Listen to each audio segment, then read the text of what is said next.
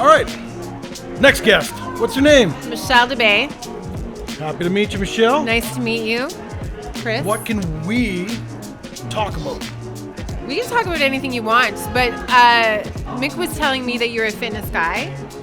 I really do. We have a fitness series. For me, I kind of let myself go over COVID. I'm not going to lie. I was up probably 24, 25 pounds. I've showed the pictures as we're progressing, but I'm trying to get it back into my lifestyle. Yes. Yeah. So I think a lot of people can identify with that, myself included.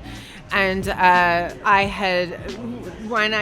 was dealing with some health issues, but also COVID. You're not seeing people. You get lazy. You don't do your regular routine. So I was telling Mick that I went back to the gym recently, and I'm 36 days into going every single day. And about 10 days in, I was feeling so great. I'm leaving the gym, I'm driving in my car, and I'm like, I just feel amazing. And you want to tell somebody, but you're like, I can't just call people and say, oh my God, I feel so great. Like, you feel like you're crazy, right? So I got home, and as the universe works, I sat down with a coffee and I opened up my phone. And I saw this video popped up, and it was Kelly McGonigal had this whole video on movement. She's a Stanford psychologist with a PhD, and she had won a Visionary Award because of an interpretation of research into layman's terms that you and I can understand. So when she was doing this, when she was doing this research on movement, because she wrote a book called The Joy of Movement. And what she had discovered, the word hope molecules that was kind of put in brackets in this little bits of research here and there. And again, so what the research shows is that doctors have always told us to add exercise. Yes, that's But understood. They haven't exactly told us why. And it wasn't until the last decade they actually knew this information that when you contract your muscles, we actually have our own built-in pharmacy, and our body manufactures and releases myokines that are good for every system of our body. So you have myokines that will lower your blood pressure, myokines that will regulate your blood sugar, myokines that are good for your cardiovascular system. But as someone who's very passionate about mental health, because I lost my husband to suicide in 2017, after years of trauma and struggle, my own children have their own struggles with mental health. The word hope molecules really stuck out to me. And so the thing is that when we move our bodies, it can actually change the structure and function of our brain. Yes. Listen to this. The immediate effect is that a quick dose of an antidepressant is what it will give you, the quick dose. But over time, if we're moving our bodies and we're doing so on a regular basis, we can actually change the structure and the function of our brain so that we're more resilient to stress. We don't have as much anxiety, and we actually have more control over ourselves and how we interpret situations.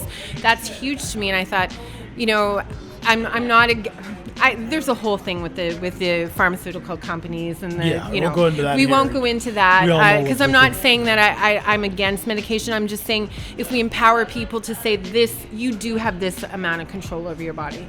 Whether you decide to take medication or not, you have this much control over your body.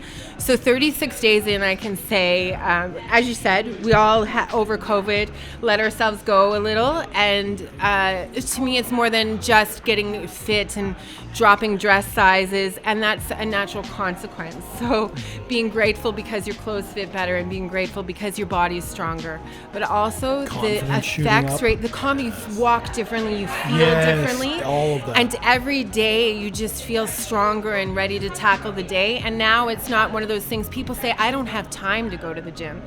It's like time doesn't fall out of the sky. I work sometimes 3 jobs, like a full-time job and 2 part-time jobs. Time's not like I'm like grabbing time out of the sky, but you make time for the things that are important to you. So I started going to the gym before I go to work, and that's my priority, and everything comes around that. And I feel fantastic. I like the ability, like you said, I like that word hope, but hope I like molecules. The ability, once you get going in that routine, your ability to comprehend stresses and your ability to cope expands greatly. You just go into everything with a positive mindset. So you're basically instead of being like, oh, I'll procrastinate, I don't really want to do that right now. It's no, let's get on it. Yeah. Let's get on it. You attack everything like you're ready. Your capacity for what used to be stress is now just another task you're going to accomplish. Yeah, exactly. I love that mentality. Yeah, and I was leaving the gym the other day when I was a bunch of fires happened at work, and I had to work my other job as well. And I remember how differently I handled it.